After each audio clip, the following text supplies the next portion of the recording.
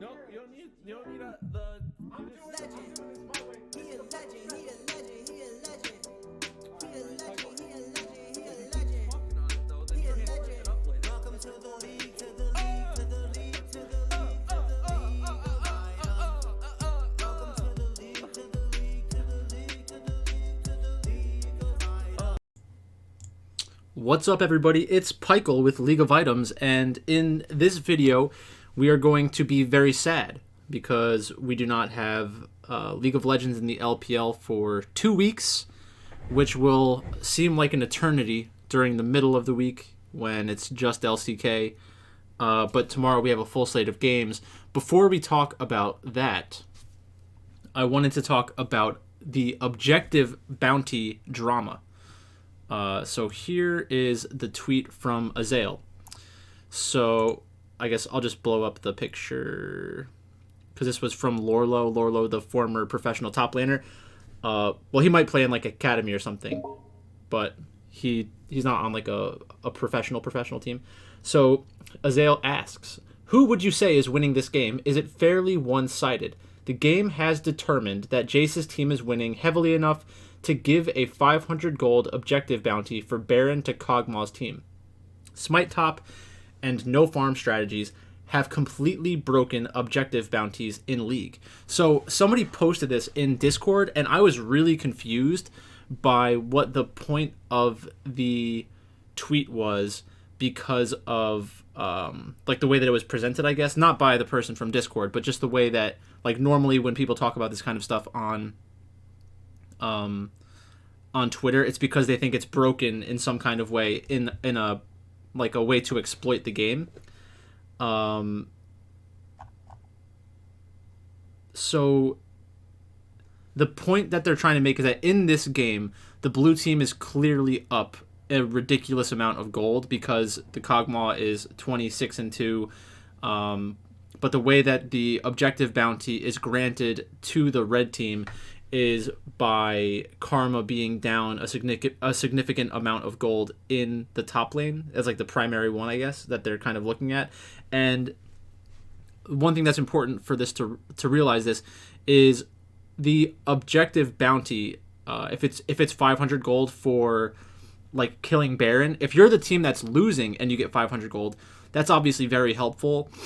And it's not that it's unhelpful or not helpful to the winning team, but it just seems ridiculous. It's like, okay, I'm winning by, let's say, 10,000 gold. I don't think that this is a 10,000 gold difference, but the point is, like, this team is already winning the game. They're gonna get 500 gold split amongst their team because of the CS difference in top lane, and that's kind of what Azael is saying. About how it's broken. I would say that it may not be working as it was originally intended. It's almost definitely not working as it was originally intended, and that's okay. In the sense that it opens a new door for people to play a different way. The problem is that if you're, it's like it should be a two condition statement where it's like, if one of your laners is down over 100 CS or whatever that number is, then throw in the objective bounty unless their team has a gold lead. It seems like a pretty easy way to get rid of the issue. But the question I guess should be asked is, like, do we want the no farm top lane to come back? I would say no. I think it kind of flies in the face of what is meant to happen in League of Legends, and I know that there are people out there who like think that there should be absolutely no rules, and I think at certain times I kind of feel like it should be that way.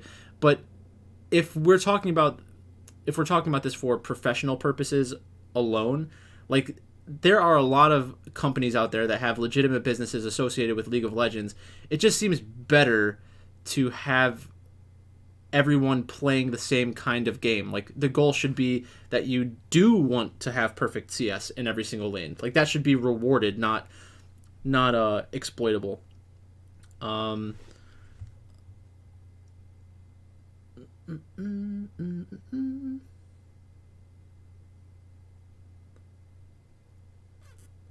Yeah. So it's obviously not working as intended, like I said. I don't really have that much more to say about it. It's kind of funny when this sort of stuff happens. I don't understand what the backlash is.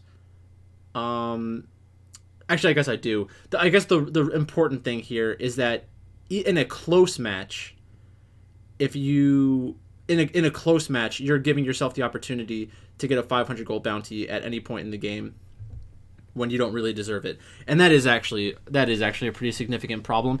I think that in order to understand that, you need to understand that the average gold from a minion is like 22, I think, 22 or 25.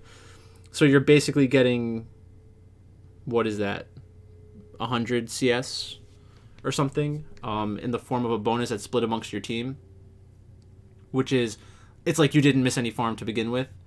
You have to, in order for that to be a usable win condition, though, you need to draft in such a way and build your champion in such a way that you don't need the economy from the lane. I don't know.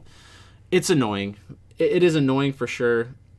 I guess I don't have really much more to say about it. At first, I thought this was going to go in a different direction when I originally read the tweet. But that's just something that needs to be changed. And it shouldn't be based off of CS and stuff like that. There are certain parts of the bounty system that just don't function the way that they probably should, and that's fine. I get what League of Legends is trying to do. They want to have better comeback mechanics in the game because it's just overwhelming when you're down 5 or 10,000 gold and there just doesn't seem to be a way to get back. And then with an injection of gold, you do have a chance to come back in a real way. But that's enough of that. Let's go to the Pro League of Legends. So let's start off by looking at the Excel sheet.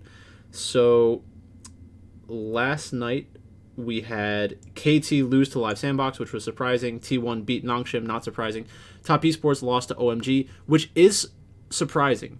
But when we were going through my positional rankings and thinking about the teams that I liked, OMG is a team that has Cream, and Cream is a player with tremendous upside, and it is important to look at talent for that reason, because someone like Knight is obviously an extraordinary player, but when they get put into bad draft spots, they can still lose, and they can still be killed.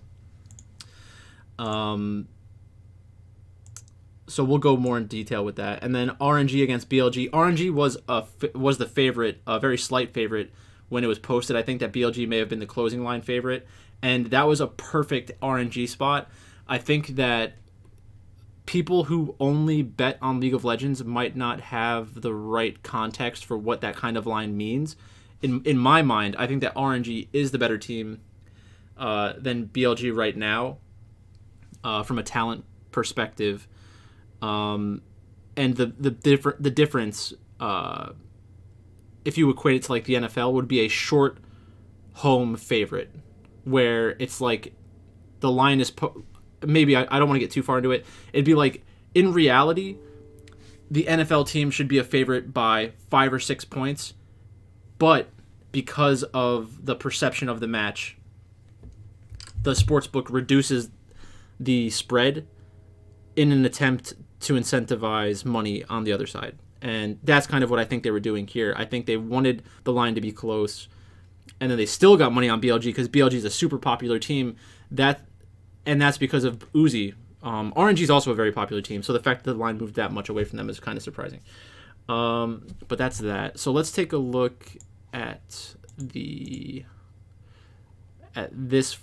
Let's do the LCK matches first. So first up, I did not watch these games live, but KT Rolster against Live Sandbox. I had KT Rolster. I like KT Rolster, and I'm very surprised that they ended up losing this series. So in the first game, they beat a Senatom Kench lane. No huge issues there. Relatively controlled and lower kill score like we've been seeing in Korea. Then in the second game, we have pretty generic team compositions. I do think that Poppy is kind of a trap. It's not a trap because it's a bad champion, but it's not a good champion unless the other team has a lot of conditions that, like, a lot of dashes.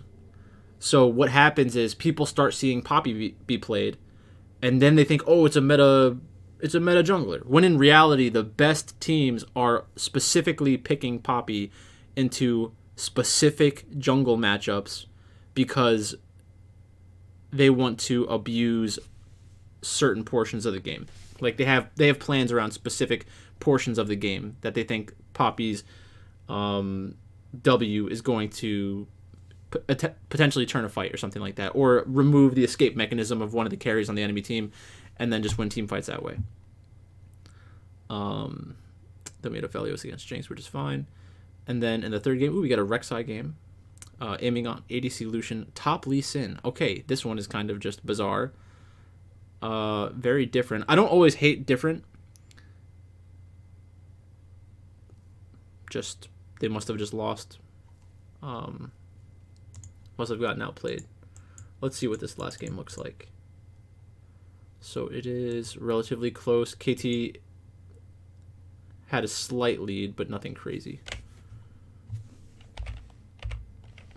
So this is the team fight that they lost, and that made them lose momentum because they gave up Baron afterwards. So we can watch this. So let's look at the context of everything that happens here. Let me get the pen. All right, so the gold is even. Fiora against Lee Sin. I mean, I don't know how the draft went. I don't really want to take the time to look at it right now, but I think that Fiora probably just outscales this match, and I don't know how much Lee Sin could really punish the Fiora in this spot. That's just a kind of a bizarre pick to me. I don't think it's getting much play anywhere else in the world. Rek'Sai, I don't have any problems with Rek'Sai. It's a good ganking champion. That's fine. I mean, maybe their plan was to just win the early and mid game super hard. They had the advantage definitely in the early and mid game. Fiora and Aurelia need some time. Lucian Nami should win lane harder. So I guess KT just didn't push their advantage far enough, knowing that this is the kind of situation that you're going to be in. I made a lot of videos a while back about the 20-minute mark and how easy it is to project like what the team's power levels are going to be at this point in time. And I think this is the area of the game that you should be drafting around, because once you get outside of this 20 to 25 minute mark, the gold advantage / disadvantage can just get like too insane. And not impossible to come back from, just less likely that you're going to come back from it. I'm not a big fan of TF. I know it's a playstyle thing, but apparently they didn't use it well enough. So let's get rid of that. Do this and slow it down. Okay, so in this situation, KT has the pressure because they'll have soul point, but they didn't set up to the dragon first. And I've been talking about that a lot recently. It is very important to set up your positioning first, especially with certain kinds of team compositions. Live Sandbox just has a much easier to execute team composition in the sense that their team fights will often be pretty scrappy, because I guess kind of both teams would be very scrappy. But they could just completely lose this team fight. And this is a part of the game where they should be stronger, and they should have been able to build a larger lead. The fact that they were trading towers and stuff, that's also contributing to their inability to win this game and this match. They give up a Baron off of that, and that's basically the end of the game. So I don't think that you can really point to that team fight as the reason why they lost this match, but the fact that that fight is what determined everything shows you the issue that they must have had in the early and mid game. They weren't proactive enough, and that's one of the reasons people focus a lot on draft, because you're basically drafting your win conditions and forcing how you have to play the game. Then T1 against Nongshim 5-7. Oh my god, disgusting. So a game that took forever. I don't want to watch that at all. But a very reserved style from both of them, and that's actually pretty impressive from Nongshim's side, because that could be very tough to deal with from T1. Second game, we had Akali, best top laner in the world, Kana, busting out the Akali. And we did mention this in the video yesterday that they do have an advantage in top lane. I could see them doing well in the same way that I forget what the matchup. There was a match a couple weeks ago where we said like the other top laner is just the better player, and like they could win through top lane. And it was an upset in the LPL. So you always want to have at least one lane with a true carry player that can hard win their lane and win the game. Game 3. I watched game 3. This game was not very close. In my mind, like the scoreline looked pretty close for the first probably 25-30 minutes of the game, but you always kind of have the sense that T1's going to pull it out. And it will be interesting if we see more Azir. I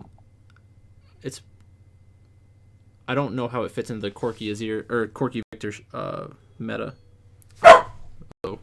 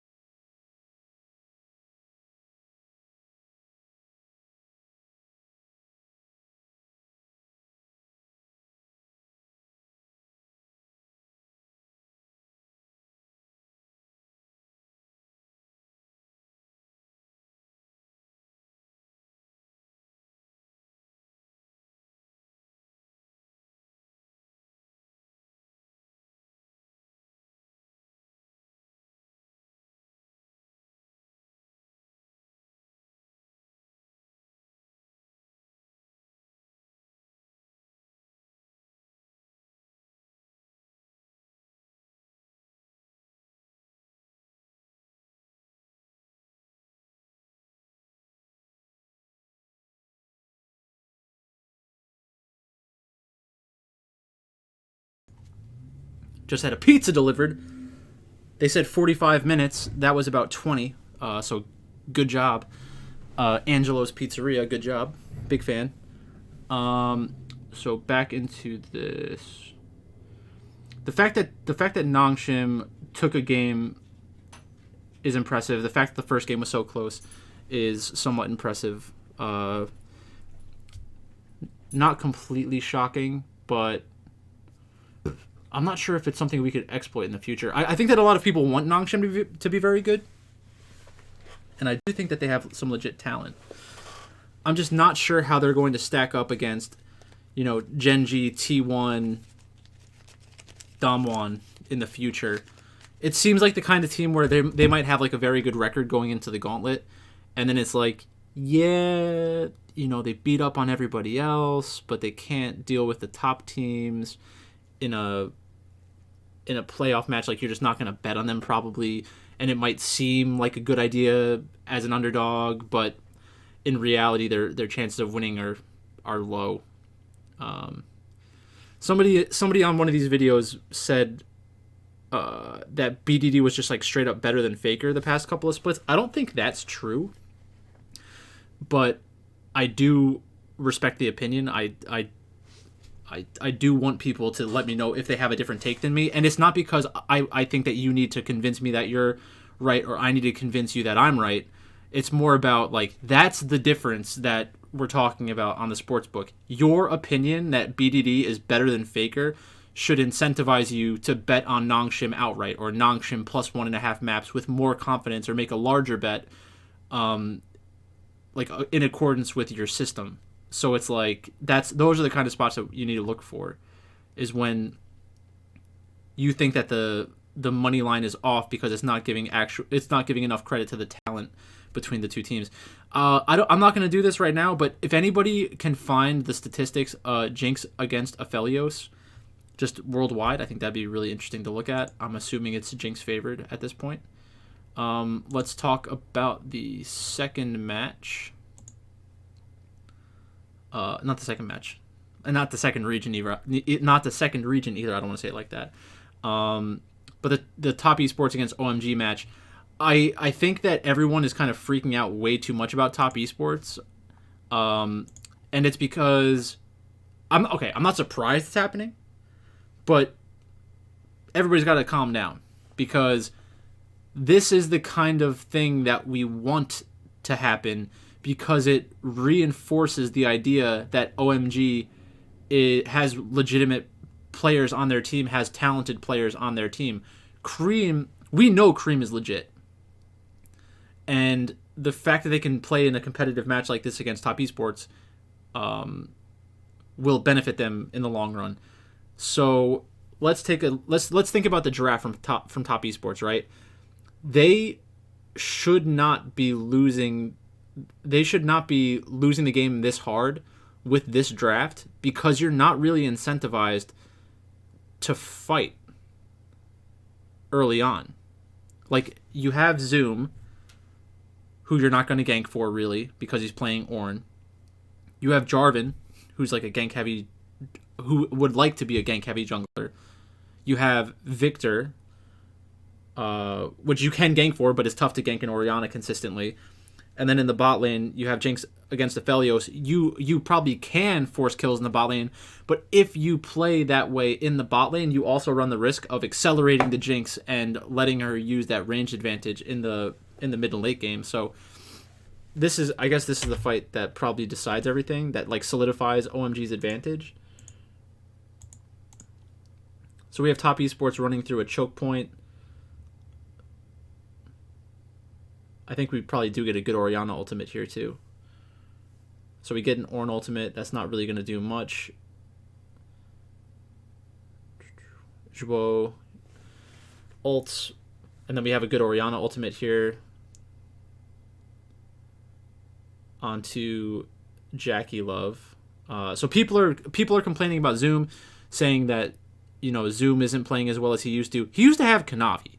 And like, that is a big difference going from Kanavi to Xiaopeng, stylistically more important than anything. I don't think this draft really made a ton of sense. Like, I get that the draft makes sense in a vacuum, but it doesn't make sense with the way that you played it out, because theoretically Ornn should be able to provide his team with a long-term gold advantage. If they want to have Aphelios Ornn, that's fine. Maybe don't put the Jarvan in there as well. If you have some kind of jungler that can do more damage in the early and mid game and farm out better and scale better, then you're talking. Jarvan's not going to scale well, though. So you have like the Ornn trying to compensate for the Jarvan in the late game, as opposed to them both spiking at the same time. And you don't want to over-index into the late game, but in this kind of position where you're top esports, you're thought of as the better team. You are the better team.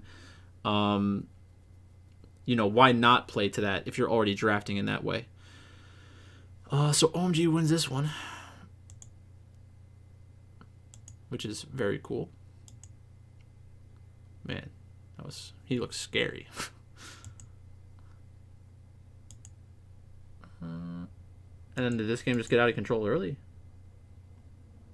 Yep.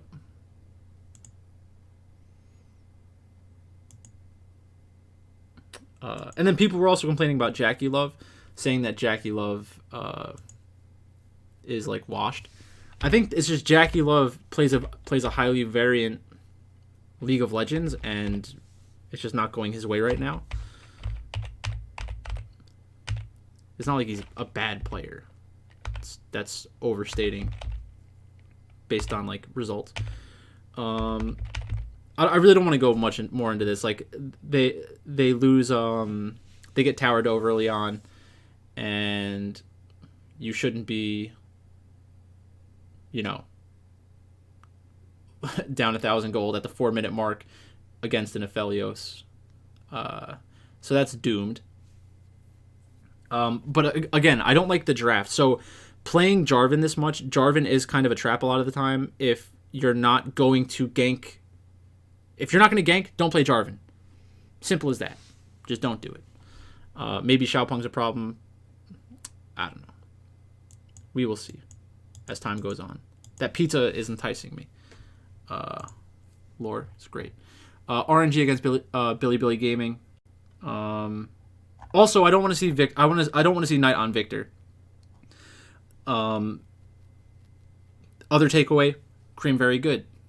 Playing the Orianna into Victor, playing LeBlanc into Victor, two different very stylistic choices. Victor against Corki. I don't really want to see Xiaohu on Corki, to be honest. Xiaohu on Victor. Fofo playing Vex. So this is okay drafting. I don't really mind the draft from either side in any of these games. I like Breathe a lot. I like Bin a lot. It's fine. And the deciding factor for me yesterday when I was picking between RNG and Billy Gaming was what's RNG going to do for their 80 carry, like what champions they're going to play. And the fact that they were playing both Jinx and Aphelios already made me confident that we weren't going to be in a bad draft situation in the bot lane. And you're almost always going to be in a good draft situation when you have Xiaohu because he can play anything. So that's that. Let's take a look at tomorrow's games. So tomorrow in the LCK, we have Damwon Gaming against... Oh, before I move completely on, I want to give a shout out to everybody who did well last night. So Q won $1,000, I think. I don't know if that was before or after the stat change. Millhouse turned $145 into $8,692.47. He said, "My first profitable day was a good one." Yes, I would say that was a good one. Just, it's really cool to see people winning. And then we had Hold Dial is back in Discord now. He won $750 last night. Congrats. We had, I think, 3 people join recently. So that's really cool. I still want to try to get to 1,000 subscribers on YouTube. We're about 100 away. I'm about 10 followers or 15 followers away from 1,000 on Twitter, which would be cool. But let's move on to tomorrow. So like I said, we don't have the LPL. We have the LCK. Damwon Gaming against Hanwha Life. That's obviously a Damwon spot. They haven't looked great so far this year. Doesn't matter. Kwangdong against Fredit Brion. Kwangdong, they just lost to Gen.G, but you're supposed to lose to Gen.G. So Kwangdong is probably just going to beat up on Bro. There are some people who think that Fredit Brion is good. Let me just get the roster.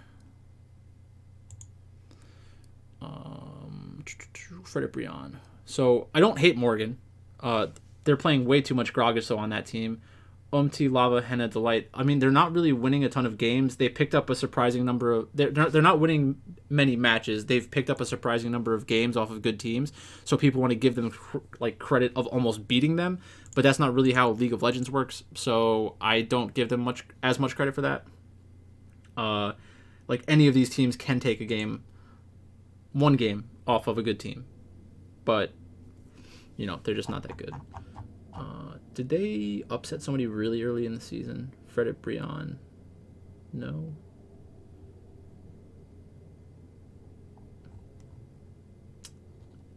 Not important. So for me, that's 2 favorite games. In the LCS lock-in tournament, we have Team Liquid against Dignitas. Dig pulled off the upset over 100 Thieves, which was really cool. But you're about to get slapped by Team Liquid.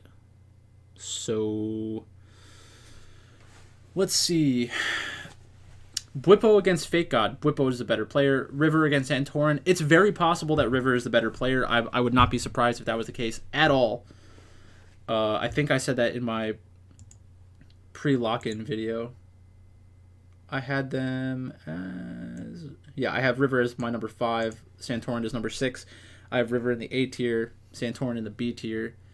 Blue. If Blue can deal with Abadaga, he can deal with Bjergsen. He can play well enough. And then Neo and Biofrost. I don't know who's starting for Hansama and for Team Liquid in the bot lane. I'm not sure it matters though. In a best of 5, I would say we could take them. Obviously, you can take them plus 2.5. The question is really, can you take it plus 1.5?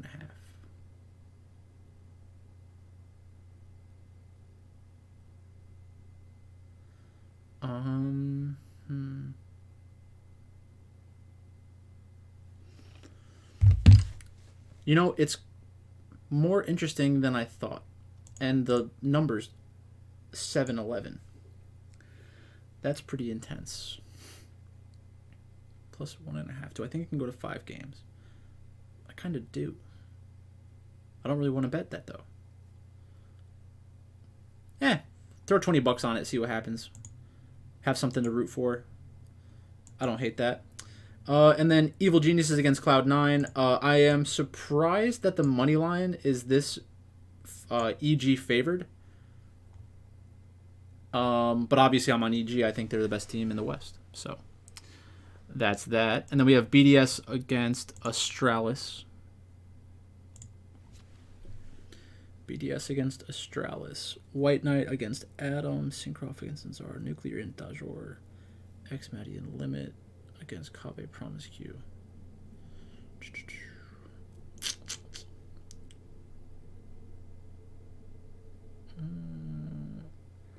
I think I have to go BDS there. I really don't like Zanzara's champion pool. He's a really big draft problem for his own team, in my mind. Next up, Mad Lion against XL.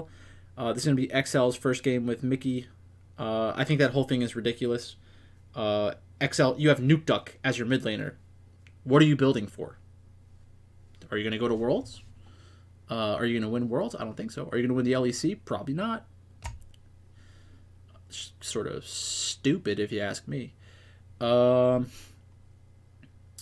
But against Mad Lions, do I want them to beat Mad Lions? Yes. I love when Mad Lions lose. So Finn against Armut. Finn can play with Armut. That's fine. I prefer Armut, but Finn can do okay against Armut. Elyoya against Marcoon. I do think Elyoya is a better player. That's fine. Nuke Duck against Reeker. Reeker isn't Nuke Duck, so he is the better player. Unforgiven and Kaiser against Patrick and Mickey. That'll be very interesting. That could be XL favored. So XL. It'd really have to be them playing to the bot lane. If that's the case, if XL wins, I don't necessarily want to play them for DraftKings. If Mad Lions wins, they're always in play. So you kind of have to get exposure to them. You feel kind of forced to do that. Vitality against SK Gaming. I'm on Vitality. Fnatic against Rogue. I'm on Rogue because they're the underdogs, and I don't think they necessarily deserve to be the underdogs. Fnatic is a classically overrated team. And I'm not saying that relative to everybody else. I'm saying relative to Rogue because people don't know as much about Malrong. They don't necessarily believe in comp because of, he was on Vitality and was unceremoniously removed for Crown Shot, which was all based on like hype and fandom and stuff like that. So I get why people might not trust comp, but there's no reason not to trust comp really. I think that comp and Trimby can do fine against Upset and Hillsong. And Fnatic's getting talked up a lot right now, so I would want to bet against them. And then Genetic. G2 against Misfits. We have Broken Blade against Hyrat. I prefer Broken Blade. Jankos against Schlatan. I prefer Jankos, but he's not great anymore. Caps against Vetio. I prefer Caps. I don't care if he's not playing to his potential. Flocked and Targamas against Neon and Mursa. I want G2 to win here. I think that Misfits might be the right side, though. That's the kind of game that I don't know if I can trust myself to pick it without bias. But that's basically it. I don't really have much more to say about the games tomorrow. If you have any specific questions, please feel free to reach out to me on Twitter or in the YouTube channel. If you're in the Discord, obviously, you can message me in Discord. But that's all I've got for you today. Thanks for watching, and I will talk to you later.